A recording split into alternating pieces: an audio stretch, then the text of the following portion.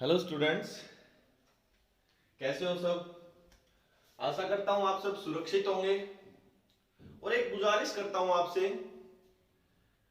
कि आप जो भी दुकान से कहीं से भी सामान लेके आते हो घर पे, तो प्लीज उसको अच्छे से धो के गर्म पानी में थोड़ा सा गर्म पानी कर ले, उसमें डाल दे। या मान लीजिए बिस्किट वगैरह भी है, पैकेट में पैक है, अच्छे से पैक है, तो उनको भी बाहर से आप साफ कर ले बेटा।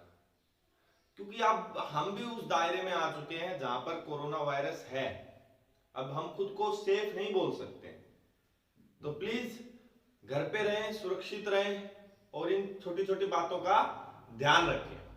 तो ज्यादा समय को खराब ना करते हुए हम अपने लेक्चर के ऊपर चलते हैं और बात करते हैं। हम आज का टॉपिक है हमारा इमल्सन। तो जब मैं इमल्सन की बात करता हूं बेटा, मैं इमल्सन होता क्या चीज है, एक तरह से कोलोइड की ही टाइप है इमल्सन। इमल्सन होता क्या है, एक हेट्रोजेनस मिक्सचर होता है। क्या होता है, एक हेट्रोजेनस मिक्सचर होता है जिसके अंदर डिस्पर्सन फेज भी और डिस्पर्सन मीडियम भी दोनों के दोनों क्या होते हैं बेटा, लिक्विड होते हैं।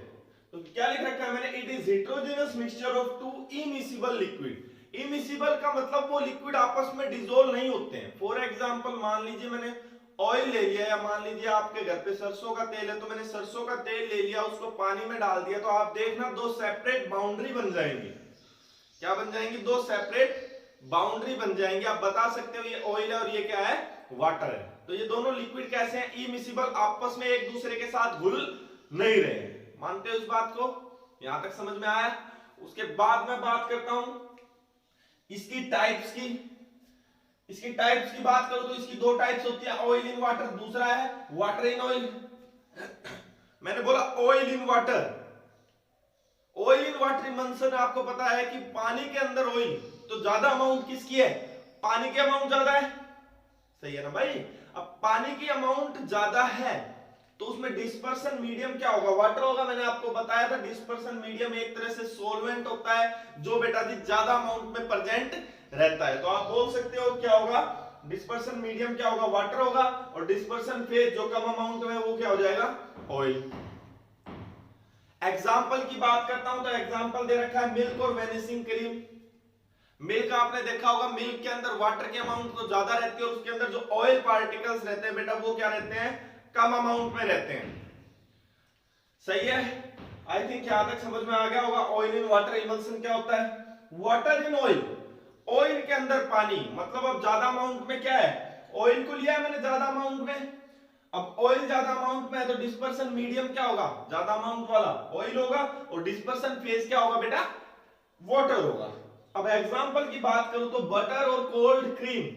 अब बटर देखोगे आप तो बटर के अंदर जो वाटर की अमाउंट होती है वो तो कम होती है, जबकि ऑयल होता है वो क्या होता है, ज्यादा होता है। ऑब्वियस सी बात है, छाय होती है, छाय लिखी होगी, छाय में ही रह जाता है लगभग लगभग वाटर तो आपका, ठीक है। ऑयल को हम सेपरेट कर लेते हैं, उसमें थोड़ी बहुत अमाउंट किसकी होती है, वाटर की होती है। तो ये हो जाएगा water in oil. I think यहां तक आपको समझ में आ गया होगा कि हमारे पास इमल्सन होता क्या है। ध्यान रखना, इमल्सन दो लिक्विड का हेट्रोजीनस मिक्सचर होता है, और जो वो दो लिक्विड भी है ना वो भी आपस में डिसॉल्व नहीं होने चाहिए, इमिसिबल लिक्विड होने चाहिए। तो सर एक क्वेश्चन बनता है यहां से कि सर वो दो लिक्विड इमिसिबल है तो वो मिक्सचर कैसे हुआ, वो तो आपस में मिक्स ही नहीं हो रहे। बेटा उसको मिक्स करने का तरीका बताऊं क्या होता है। आप ऑयल लो, वाटर लो, मैंने मान लीजिए आपको सरसों का तेल ही बताया है, मस्टर्ड ऑयल बताया है। आप ऑयल लीजिए, वाटर लीजिए और दोनों को विग्रसली शेक कर लीजिए, बहुत जोर से शेक कर लीजिए। 1 मिनट के लिए आप देखोगे कि आपका ऑयल और वाटर आपस में डिसॉल्व होता हुआ आपको दिखाई देगा। बट थोड़ी देर के लिए उसे रख दोगे या रोक दोगे, एक जगह स्टैंड कर दोगे, तो वो दोनों बाउंड्री फिर से सेपरेट हो जाएंगे। तो बात करता हूं इस प्रोसेस को क्या कहते हैं जिसके थ्रू हम प्रिपेयर करते हैं इमल्सन को। That process is known as emulsification. इस प्रोसेस को आप क्या बोलोगे, emulsification. Preparation of emulsion is known as emulsification. जब दो इमिसिबल लिक्विड को हम सेक करेंगे टुगेदर तो मुझे एक इमल्सन मिलेगा। क्या मिलेगा, एक इमल्सन। तो यहां तक आपको आई होप समझ में आया होगा। इमल्सिफिकेशन क्या हो जाता है, जब मैं दो लिक्विड को, इमिसिबल लिक्विड को विग्रसली सेक करूंगा तो मुझे एक सॉल्यूशन मिलता है, उसको क्या बोलेंगे, इमल्सन बोलेंगे। तो अब दिमाग में एक चीज आई कि सर आप बता रहे थे कि इमल्सन दो इमिसिबल लिक्विड का मिक्सचर होता है, इज दैट क्लियर? जो आपस में घुलते ना हो ऐसे लिक्विड का मिक्सचर होता है। मान लीजिए उनको मैंने शेक करके 1% एक टाइम के लिए मिक्स कर दिया, तो वो लिक्विड तो आपस में इमिसिबल है, वो मिक्स तो हुए नहीं है, बस वो आपने शेक किया तो इसलिए मॉलिक्यूल चले गए उनके आपस में एक दूसरे के पास। तो क्या किया जाए कि उन दोनों को हम आपस में मिला दें? कैसे उनको मिलाया जाए और कैसे उन दोनों का हेटेरोजेनस मिक्सचर बने, वो कैसे पॉसिबल है? क्योंकि सर इमिसिबल लिक्विड ही हो गए, उनका नाम ही इमिसिबल लिक्विड हो गया, तो मिलना तो पॉसिबल नहीं है। अब वो कैसे मिलेगा? उसके लिए हम एजेंट यूज करते हैं, जिस एजेंट का नाम दिया है मैंने इमल्सिफायर, और बोल सकते हैं इसको इमल्सिफाइंग एजेंट। यहां तक समझ में आया? अब इमल्सिफाइंग एजेंट की बात करूं तो इमल्सिफाइंग एजेंट क्या होते हैं? जो ऐसे एजेंट जो इमल्सन को स्टेबलाइज करते हैं। स्टेबलाइज मीन उन दोनों को आपस में जो इमिसिबल लिक्विड है उनको डिसोल्व करते हैं और इमल्सन को बनाते हैं।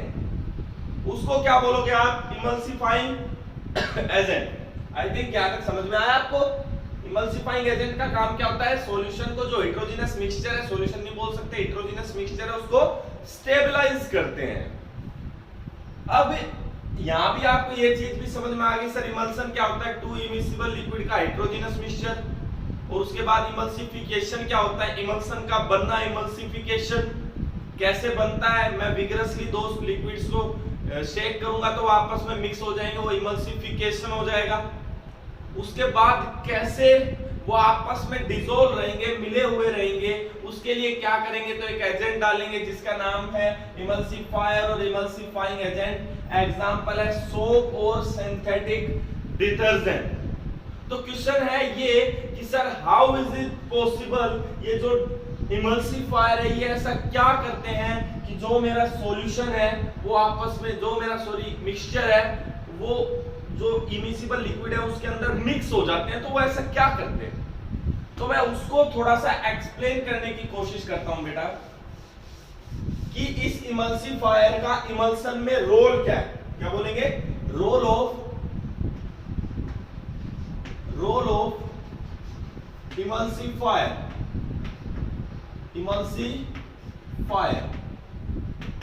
तो बेटा रोल देखना। अब मैं एक एग्जांपल ले रहा हूं किसका? सोप का। मैंने एग्जांपल लिया सोप का, और सोप में मैंने एक एग्जांपल लिया, कोई बात नहीं आप याद कर लेना। एक सोप ले रहा हूं मैं सोडियम स्टीरेट। क्या ले रहा हूं? Sodium stearate. खास बात क्या होती है? जो ये इमल्सिफायर होते हैं ना, इनके पास पोलर और नॉन पोलर दोनों पार्ट रहते हैं। कैसे इमल्सिफाई करते हैं मैं वो दिखाता हूं। सोडियम स्टीरेट लिया है। सोडियम स्टीरेट का जो फॉर्मूला होता है वो होता है C17H35COO Na। सही है भाई? ये फॉर्मूला होता है C17H35COO Na। अगर मैं इसके स्ट्रक्चर की बात करता हूं, इसका स्ट्रक्चर ड्रा कर रहा हूं बेटा, देखना आप। इसको मिटा देता हूं मैं, इसको मिटा रहा हूं। अगर मैं इसके स्ट्रक्चर की बात करता हूं, किसकी? C17H35COO Na की स्ट्रक्चर की बात करता हूं तो ये इस टाइप का होता है। 1 2 3 4 5 6 7 8 9 10 11 12। यहां तक ले जाते आप 17 कार्बन कर लोगे और आगे लगा दोगे COONA। ठीक है भाई? ये स्ट्रक्चर होता है इस सोप का। 1 2 19 20 कम होंगे इसके अंदर, पर मैं बता रहा हूं ये स्ट्रक्चर होता है। इस पार्ट को हम बोलते हैं टेल। क्या बोलते हैं बेटा? टेल बोलते हैं। और इस पार्ट को बोलते हैं हेड। खास बात क्या है? जो ये टेल है ये पार्ट होता है हाइड्रोफोबिक